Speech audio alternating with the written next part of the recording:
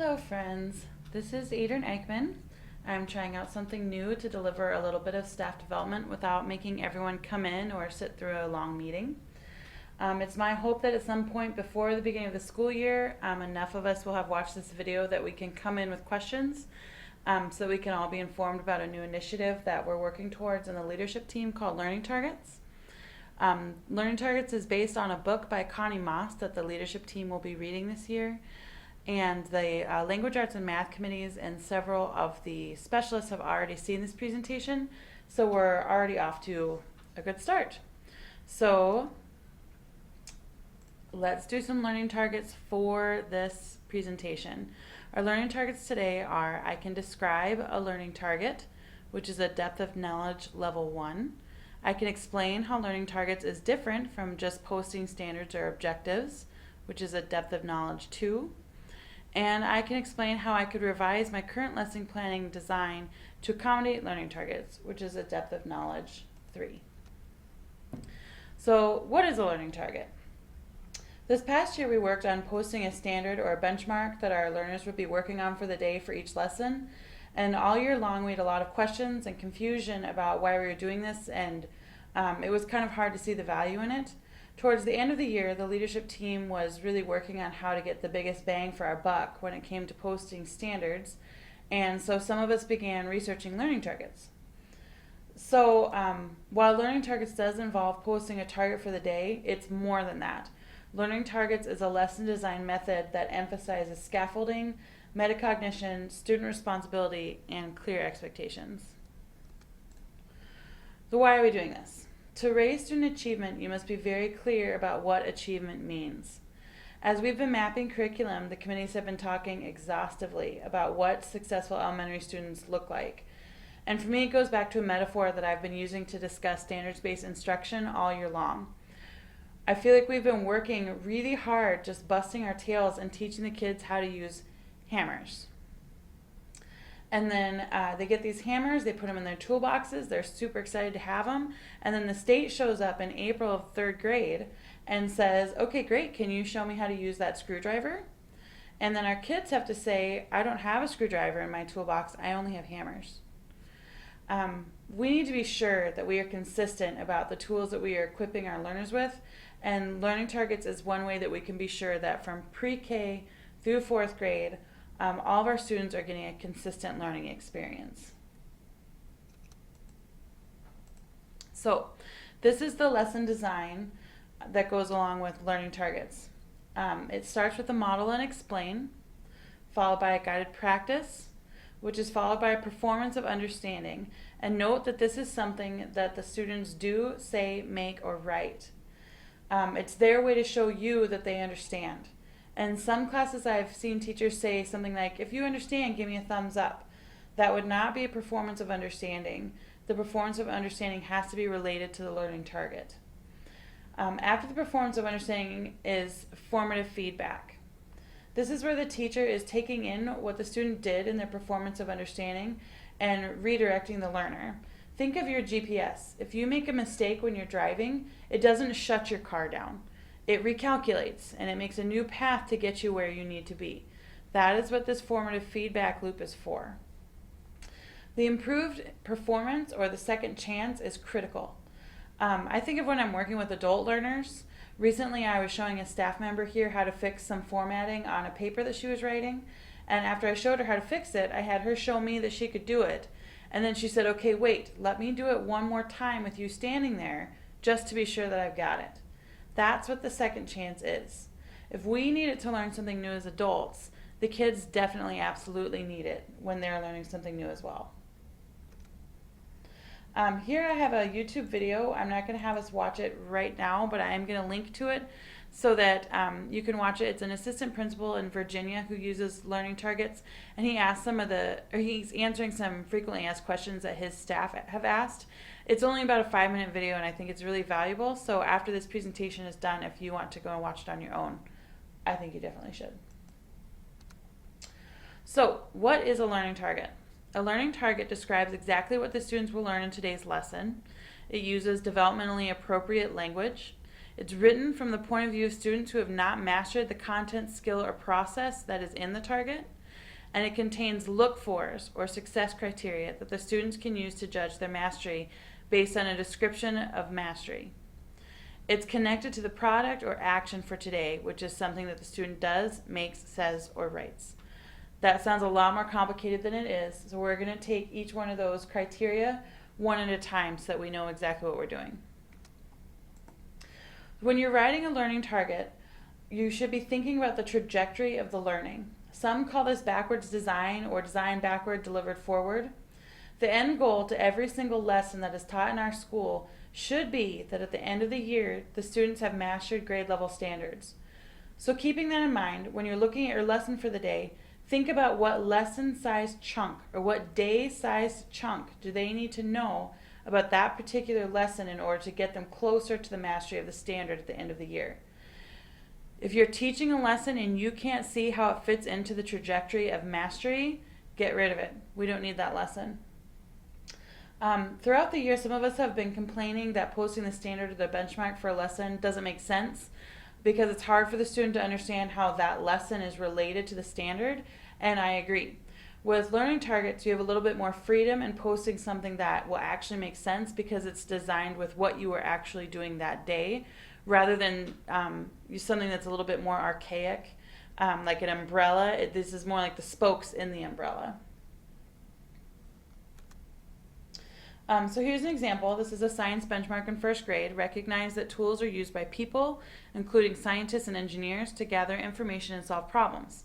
So here's a list of possible learning targets that you could use in one day. And notice that I included the depth of knowledge level. Depth of knowledge is something that's emphasized in our reading curriculum and is also emphasized on the MCA. So I think that's something that we should get a little bit more familiar with using. As you go through these, you can see how the first one, I can teach someone how to use tools for measuring, including a ruler, measuring tape, or a yardstick, would be a level 1. And the I can create or design a tool used to solve a problem is a depth of knowledge 3. This is another YouTube video. This one's less than 2 minutes long that just describes a way to write learning targets that's just very succinct. So again, when this is done, if you want to go and watch that, that would be super. Okay, so a learning target uses developmentally appropriate language. Here's an example. Acknowledge differences in the points of view of characters, including by speaking in a different voice for each character when reading dialogue aloud. The learning target would be, I could pretend to be characters when I'm reading out loud, which is a depth of knowledge 2. Notice that I'm not covering all the parts of the standard in my learning target. This is just for one day. So on another day, I could have written something about describing or explaining the character's point of view, or I could have written a learning target that the student will be able to define the words acknowledge and dialogue. Any of those examples would be appropriate depending on what my lesson for the day is. The learning targets need to be written from the point of view of the students who have not mastered the content, skill, or process that makes up the target. This is trajectory or scaffolding. So the benchmark is I can write a complete sentence. I broke that down into 3 learning targets. I can show you when to capitalize letters. I can put punctuation at the end of my sentences. I can hear all the sounds in the words. This is an actual lesson that I taught first graders that are in title. I started with this learning map that kind of became an anchor chart. And at the beginning, I just had the benchmark written in here. I can write a complete sentence. Then as I taught each learning target, I added it to the learning map so that they could see where we were on our destination towards this goal of writing a complete sentence. This learning map was about a 2-week cycle, and keep in mind that I only saw them for half an hour a day. So by the time we had all 3 circles filled in and our learning trajectory planned, the students were reminding each other to follow these 3 steps to, make sure that you capitalize, make sure you've got a period there. They were able to hit their targets, I think, because they were able to see them. The expectations of my lesson was very clear, and at the beginning of these 2 weeks, I'm not sure the students had any idea what a complete sentence was or looked like, but at the end of these 2 weeks, the students had mastered a first grade standard. Learning targets are connected to the performance of understanding for the day. Remember, this is something that they do, make, say, or write. So when you're writing your learning targets, a bad example would be, I understand how to tell time. Because there's no way for the student to see how can they show you that you understand how to tell time. You get to decide how they're going to show you. I can teach you how to tell time, or I can explain why you skip count by fives on the clock.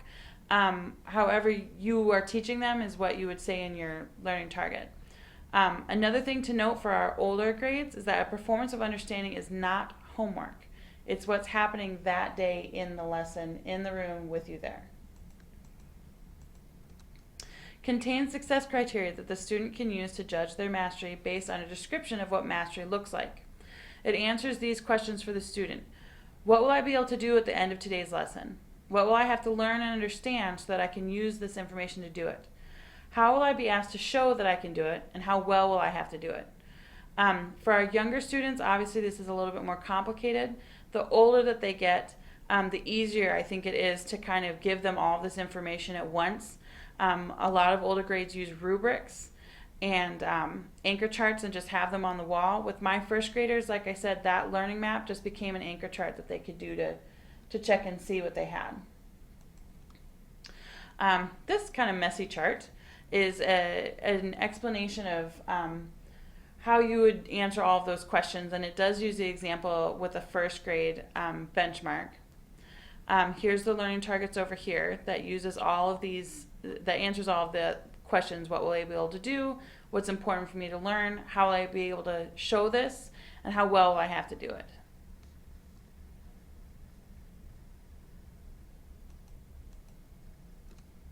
Okay, so I just wanted to bring us back to this learning cycle one more time and remind you how it goes again. It starts with the model and explain, guided practice, the performance of understanding, formative feedback, and an improved performance, which is what's critical. Remember that learning targets is more than just posting the target. It also includes these other elements. Okay, so let's revisit our learning targets from earlier in the presentation. I can describe a learning target. I can explain how learning targets are different than posting standards or objectives, and I can explain how I could revise my current lesson planning and design to accommodate learning targets. When I gave this presentation in the spring, I had a progress tracker that was kind of like an exit ticket that all the teachers had to fill out, and then we did a think, pair, share with a learning partner to discuss what we'd learned in the lesson, and then we shared out from that. Since most people had never heard of learning targets, their self-assessment at the beginning of the presentation was quite low, and at the end it was much higher based on these learning targets. So our think, pair, share at the end was very productive, and some of the teachers even reported back the next day with research that they'd done at home. If we are further along in the learning trajectory, say we've been doing learning targets for like a year and this was more of a refresher, my learning targets for this presentation would have been more difficult. And the performance of understanding would have been a little bit more high stakes, like I might have had them actually show people how they do it. The rest of this PowerPoint kind of has examples of ways that different people post them. I'm just showing this to you to give you some ideas. Just remember that it's more than just posting them. This one I like because it reminds me of some of the posters and anchor charts that we have that are left over from Reading First. And I also included this one because some of us, like in title and the specialists, obviously we have to post all of our learning targets for the day for all the grade levels. Okay, for further learning, there is a webinar that's about an hour long that goes over learning targets. For specialists, here's a link for from an art teacher who explains how she does it. And there's the book, Learning Targets by Connie Moss. And as always, if you have any questions, I am always happy to dig a little deeper and partner with you in your learning. So thank you very much.